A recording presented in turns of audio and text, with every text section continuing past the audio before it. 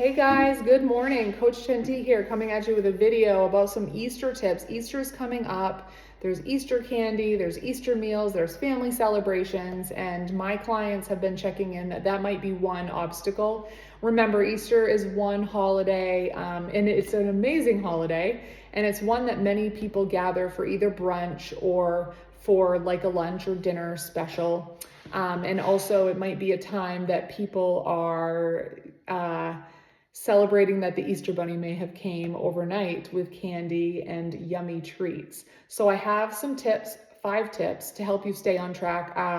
So many of my clients are feeling so good about their progress. And they're like, one obstacle coming up that I need support with is the Easter holiday. I don't want to undo all of my hard progress. So I want to share some tips with you. And remember, any kind of holiday, whether it's a birthday, holiday like Christmas, or a gathering of some sort, those are just one day, and one meal is not going to undo all of your progress. It's how you react to the rest of the week, or that all or nothing mindset can really take a toll on people. So I'm going to give you some tips on how to kind of avoid that and stay on track and feel good about your choices.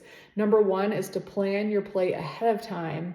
So aiming for balanced meals leading up to your whatever it might be, the holiday, is just going to keep that habit going, and making sure that you're prioritizing the protein and adding vegetables and making sure that you're focusing on that balanced plate will really help you stay on track. Because if you're filling up on vegetables, on fruit, on nutrient-dense foods with protein in it, it's going to make it easier to skip overindulging on the extra carbs on your plate, like roasted potatoes or the rolls and butter or whatever it might be.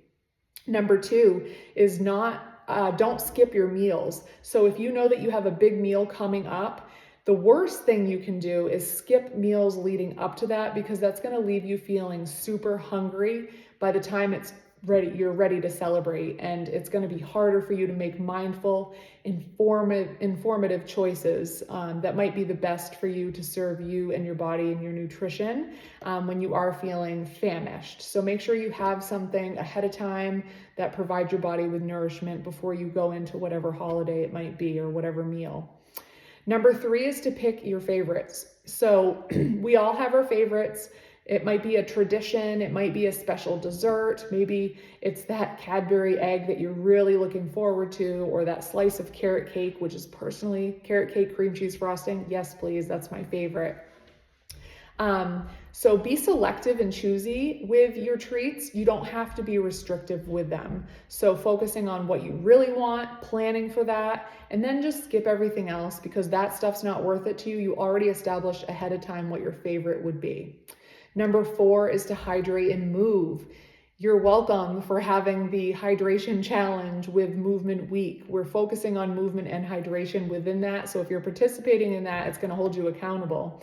But drinking water throughout the day will help your body feel more full and satisfied without eating extra calories, because sometimes our brain just thinks that we're hungry and we want to munch when we're really just actually thirsty and we don't realize it. And then of course, drinking water will help you flush out extra, things that you're eating, especially if it's higher sodium, higher fat, and it helps with digestion. And then taking some walks after meals will help you feel so much better and energized, and help with digestion also.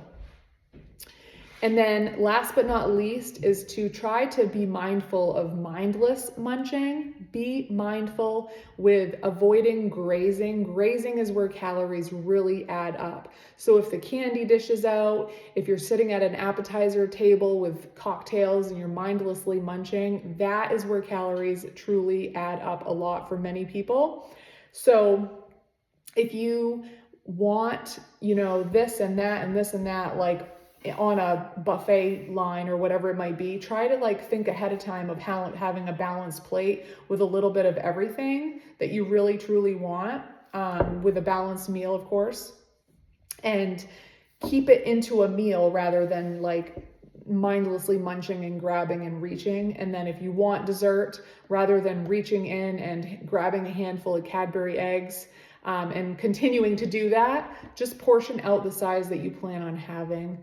and that will help a lot too. And then I have some healthy Easter food ideas, things for brunch. Things like veggie packed egg muffins. You can actually make little muffin cups, pack the veggies in there. Or I personally love like a crustless quiche, where you're making like a quiche with meats and cheeses, and then you just put it into a baking pan. I have a rock crock. You just make something like that, and it just gives you that delicious brunch that's protein packed with veggies. You can also make a Greek yogurt parfait bar with like granola. I love Ezekiel cereal. Adding berries, having lots of fiber-rich, nutrient-dense berries is excellent. And then avocado toast is another one. If you love smoked salmon, you can always top smoked salmon on your avocado toast for brunch. And then, of course, what's one beautiful thing with Easter and spring, like fruit skewers. If you can cut up a bunch of fresh fruit and have fruit skewers with that, with like a crustless quiche, just super festive and beautiful and delicious and nourishing. If you are having like a fancy dinner, you can always be the one to offer to bring the healthy option. It might be a side salad, but you can also, roasted vegetables are really in season right now, like carrots, Brussels sprouts, and asparagus roasted with olive oil. You can always bring that to the table if you're hosting. Prioritizing your lean meats like a roasted turkey, or a lean ham if you're planning on something like that for dinner. Keep in mind, ham can be loaded with sodium, so you want to make sure you're staying extra hydrated to keep flushing out that sodium. And another one would be things like mashed sweet potatoes or roasted garlic baby potatoes. Like, I love those little baby potatoes that you can just slice up and roast or grill. And actually the weather for Sunday is looking beautiful, so it might be a good time to grill. And then if you do bring a side salad, making it festive and pretty for Easter with like maybe some feta or goat cheese and some strawberries. And you can use like a balsamic vinaigrette dressing or something like that. Oh, I can hear the spring birds outside. It's beautiful. And then last but not least, some desserts. Again, please bring me the carrot cake with cream cheese frosting. I actually don't have a plan for that, but if it arrived on my doorstep, I would eat it. I also know like Momo's cheesecake is like down the road from me, and I don't go there, but I might have to make a special holiday visit. But some desserts, again, you can make like mini carrot cake muffins, and you can actually make your cream cheese frosting with Greek yogurt to add in some protein.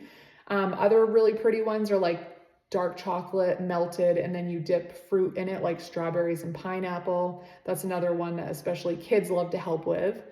You can do unsweetened coconut and honey to make like coconut macaroons, and you can add nuts if you want to, but coconut is like one of my favorite things.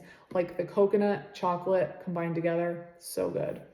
And then if you wanted to come up with other healthy ideas, you can. But that being said, there might be that special candy like the Cadbury eggs. I haven't had one in a long time, but those regular eggs with the cream stuffing, so good. And I remember getting those a lot when I was like little. And again, I would eat one if it were here. Maybe I'll have to make a special trip. I got to figure out what I really want for dessert, but looking forward to spending time with family, looking forward to the Easter Bunny making a visit.